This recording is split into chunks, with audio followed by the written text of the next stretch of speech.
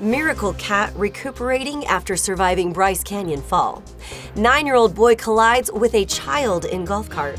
And your daily weather forecast with highs, lows, and everything you need to know for the days ahead. You're watching St. George News at 5, brought to you by our studio sponsor, We Win Injury Law. Good afternoon, I'm Monica McLaughlin. A cat named Mirage survived a 380-foot fall at Bryce Canyon that killed 2 tourists, emerging from a torn carrier with only minor injuries. Here's Jeff Richards with more on how she's recovering and what comes next. Authorities say a female tabby cat was found in her portable container in Bryce Canyon National Park on Tuesday when searchers were recovering the bodies of a couple who had fallen to their deaths. The cat, known as Mirage, survived the 380-foot fall and was later taken to Best Friends Animal Society's sanctuary in Kanab for treatment. You are one lucky nugget. She survived. How do you... Despite a few broken ribs and other injuries, Mirage is recuperating well, Best Friends officials said. Thanks, Jeff. A 9-year-old boy was hospitalized with head injuries after colliding with a golf cart driven by a 12-year-old girl while riding a scooter in St. George. For more, here's Nick Fiala with details from the scene and the ongoing investigation. First responders were dispatched to the scene of a crash near the intersection of 2780 East and Flycatcher Drive in St. George Sunday afternoon, where 2 children reportedly collided with each other while one was driving a golf cart and the other on a motorized scooter. St. George Police Sergeant Brian Hendricks described what occurred. What we know so far is that there was a 12-year-old driving a golf cart northbound on 2780 East, and then there was a 9-year-old boy on a scooter. We believe that he came off of Flycatcher Drive and was coming on to northbound 2780 East. And it looks like the scooter came in front of the golf cart, and they impacted at the front there. And then the golf cart actually, it sounds like they ran up and over him and then came to a stop. The 9-year-old was face down in the roadway and was not conscious or anything at the time, bleeding from the head. So medical came. I think when they left, he was breathing, but he was still unconscious. With kids, we don't get a lot of kid-involved accidents, but when it does happen, obviously it's a big deal. And then in this case, we have kind of kid on kid. It's a 12-year-old driver of the golf cart and a 9-year-old operator of the scooter. So I just like to remind people, okay, the golf carts, if they're going to be on a public roadway, you still have to be at least 16 years of age operating it. They don't require insurance, but this is another reason to maybe have insurance for golf carts if you're going to be on a public roadway in case something like this happens. That obviously the 12-year-old is pretty shaken up and upset about it too, understandably. And then family went with the 9-year-old to the hospital, and they were pretty distraught. I mean, she provided a statement. I'm not going to go into details because that'll be part of the report, but there was no indication of drugs, alcohol, recklessness, nothing like that. She was just out for a drive. She wasn't going anywhere in particular from what I understand. Sergeant Hendricks said the basic rules of road safety can go a long way toward preventing crashes. Just be careful, especially at intersections, whether you're on a scooter or a golf cart. Always obey the rules of the road. If there's a stop sign, make sure and come to a stop. Yield to people that are already there. As long as you got your head on a swivel and you're checking all the cross streets, then you should be able to see people coming. The boy was first transported to St. George Regional Hospital, but Sergeant Hendricks said he may soon be moved to a children's hospital in Las Vegas. Thanks, Nick. Let's take a look at your daily weather forecast, brought to you by Casablanca Resort and Casino. Right now, it's 62 degrees in St. George with some light rain. Tonight, temperatures will dip to around 53 degrees.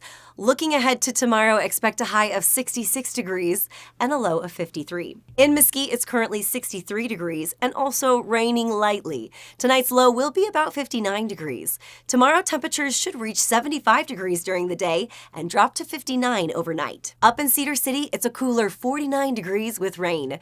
Tonight's low is expected to be 39 degrees. Tomorrow, the high will be around 53 with a low near 38. St. George's Alley Mulhall makes a strong pro debut as Hair on You dominates at Utah's first LPGA event in over 6 decades. For more, we'll head over to Aaron Crane for your local sports update.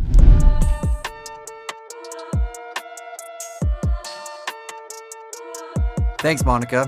This past week in sports, It was a strong finish for St. George's own Allie Mulehall at the LPGA Tour's Black Desert Championship in Ivins. Competing in her first professional tournament, the 19-year-old bounced back from a tough opening round to shoot a 3-under 69 on Friday, ending the event at even par. Meanwhile, South Korea's Hae-dun Yu stole the spotlight, going wire to wire and finishing with a dominant 5-shot victory. Yu carded a final round 64, highlighted by a 15-foot birdie and an eagle on the back nine to pull away from the field. The event marked the LPGA's return to Utah after more than 60 years. Now back to you, Monica. Thanks, Aaron. The Bureau of Land Management is seeking public input on a plan to improve and regulate dispersed camping along the State Route 9 corridor west of Zion National Park.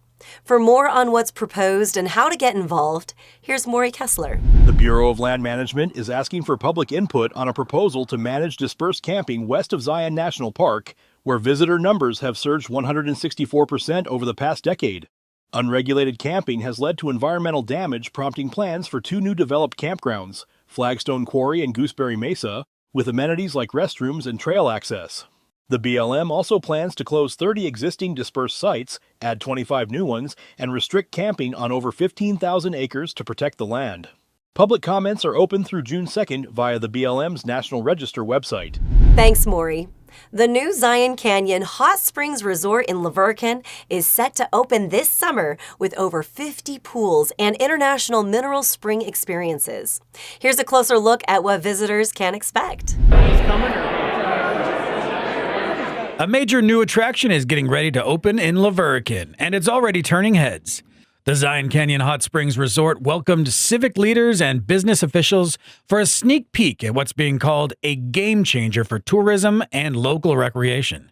We got to talk to Maggie Cope, the Vice President of Marketing for Zion Canyon Hot Springs. We have 53 pools in total in this area that range from natural geothermal waters to our 16 inspired World Springs pools that are minerally identical to famous hot springs around the world. The 15-acre resort features 53 pools. It's split between family and a 21 and older area. And it draws its water directly from the historic Lavercan Hot Spring. Most of our build out is actually in the water pumping system that's removing that H2S gas, which is making it safe for use. And it's also getting rid of that sulfur, that rotten egg smell. And what's great about it is that it's very eco-friendly. We use the water, we filter it out, we make sure it's safe to use. And then once it's been used, it actually goes back down into the Virgin River. The resort includes modern amenities like 1,200 RFID lockers, private changing areas, a snack bar, and even a bar for guests 21 and older.